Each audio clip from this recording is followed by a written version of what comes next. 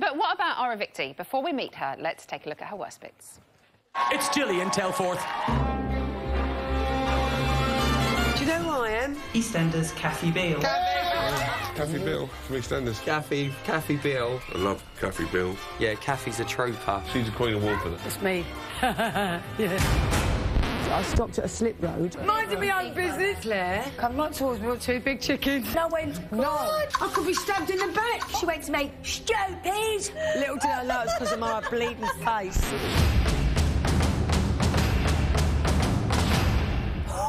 No. Swear. Razor. Weren't happy with that, were you? Show that. So you had to get us all up for nomination. Do you know what I mean? Yeah. Blimey. The dog nearly went flying at your diary room. Oh, flipping heck. No. Swear. No, I had to stop. We was mucking about the sausage and he undid his trousers. Got feeding time at the zoo. I mean, at the time, I was devastated. God, did I cry. This could be the last day of my life. And I feel a bit betrayed. All I did was come into bleating Big Brother. Does anybody want a cuppa? Oh, yeah.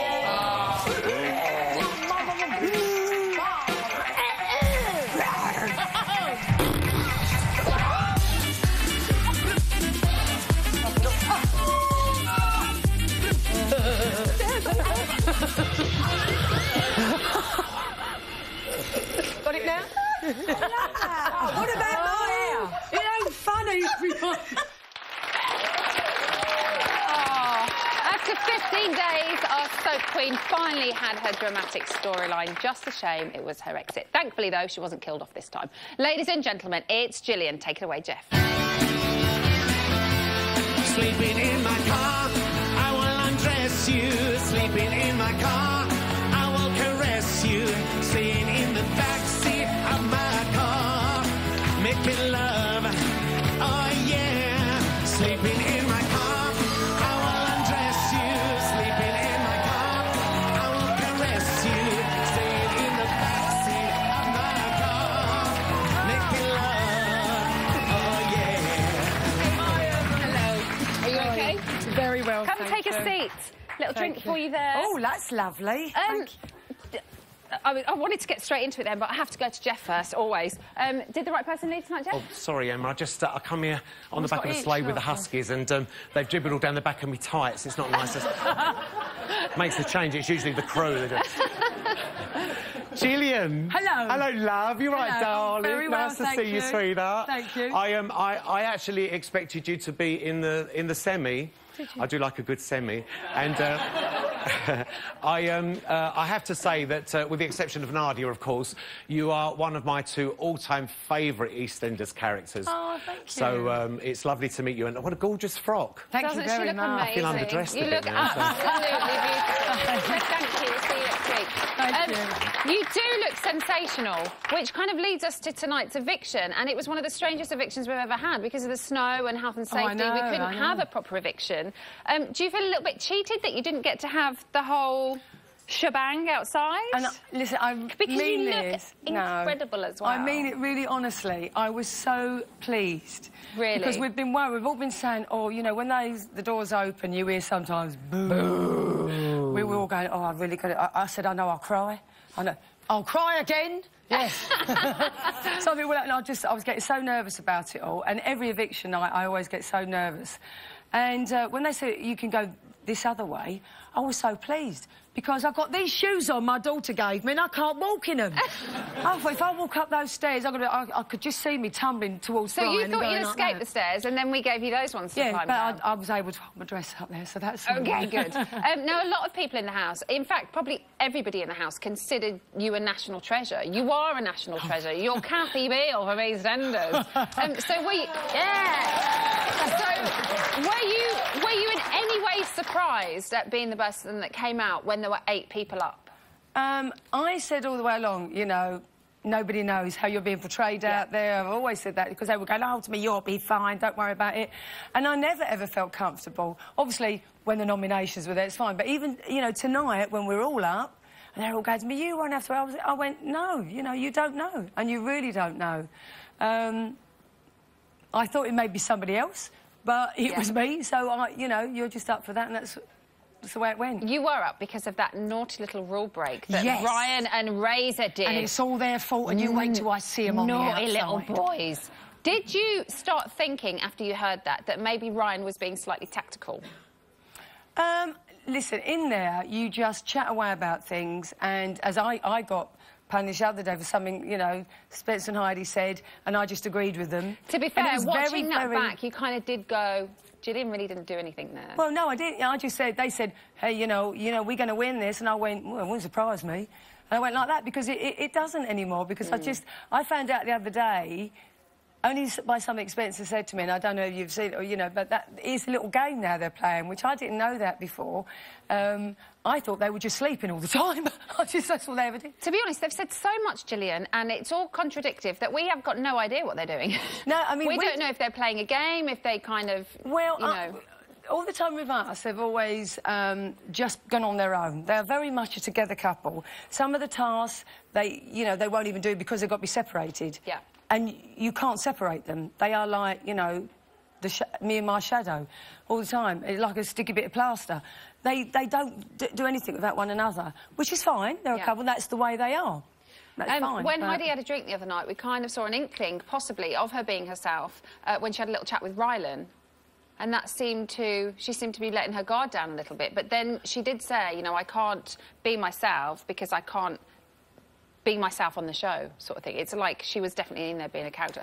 But the one thing that they did like, Gillian, was you. How did you escape their wrath? Because no one else managed to. I don't know. I mean, just when there was a lot of things being said, I don't like confrontation. I don't like getting involved in a lot of things. And I just sort of think, well, you know, OK. And listen, when they sort of put other people up and said, and she came to me and she went, you are lovely, you didn't say anything. I thought, well, you know, I can't hold my hands up and go, oh, yes, you know, that's fine. And you're right. Because I sort of nodded and went, yeah, and I agreed with people. So that makes me just as bad as everybody else.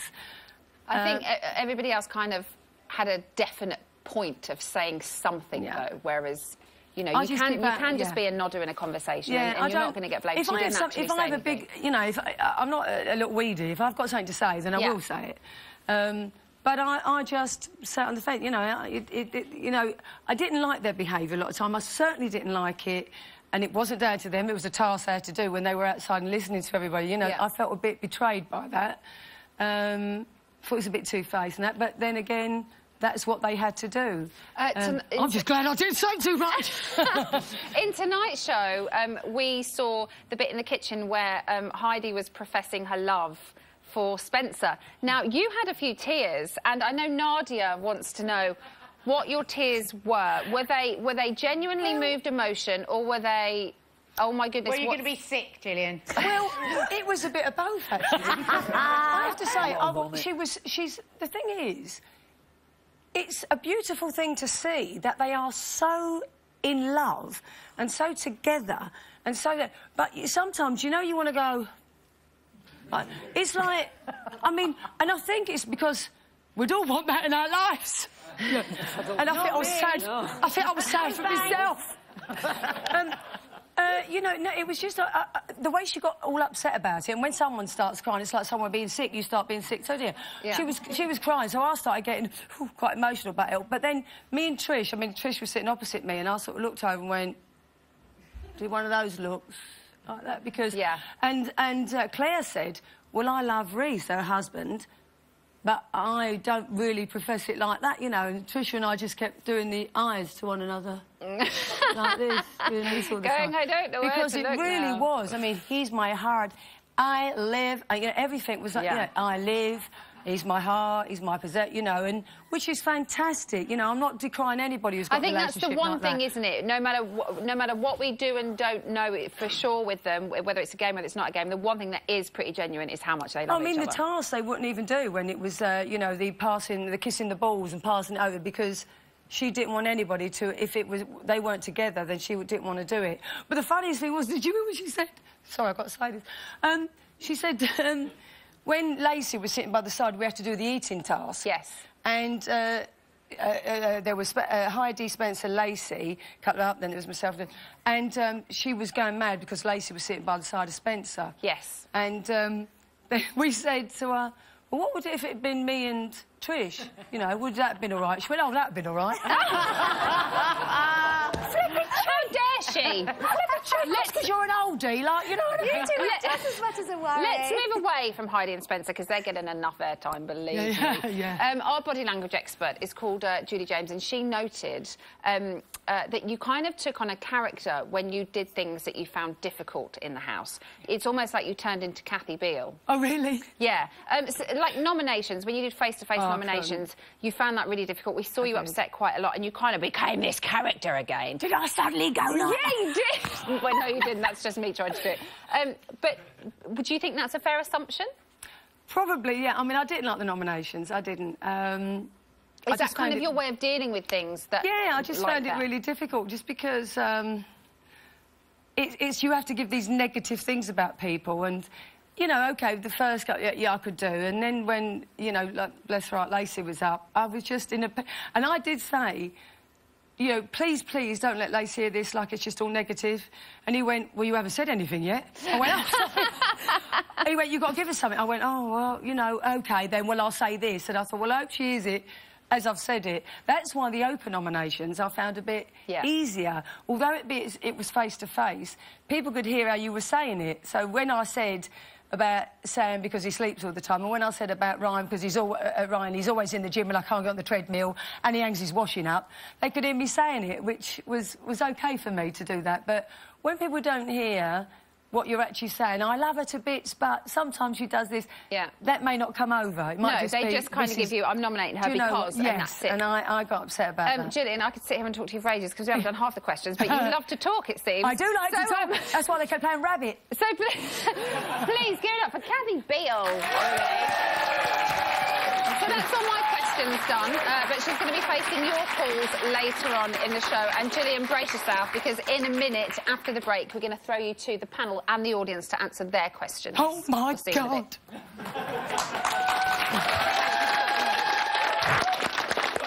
Welcome back to Celebrity Big Brother's Bit on the Side. A bit like if Kylie had recorded with Pink Floyd. Progressive and philosophical, yet campus tits all at the same time. That's what we are. So we've just come off the back of a break, and I have read a mildly amusing welcome back link, which must mean it's time for a... Exclusive. Well done, boy at the front. It's exclusive time. This is Big Brother. Housemates, tonight you will play Big Brother's Question Time. A chance to air your views and win a load of booze. Oh, come on! Be brutal. On Big Brother's instruction, housemates will take it in turns to draw one card from the box. On each card is a hot topic of conversation. The housemate who draws the card must fully explain their views on the subject, either for or against. Oh, God. Oh, wow. God. This is heavy. They must discuss the topic in a full and frank way, until Big Brother feels that they've presented a good enough argument. Big Brother will then sound a klaxon. Then, all other housemates will debate the subject.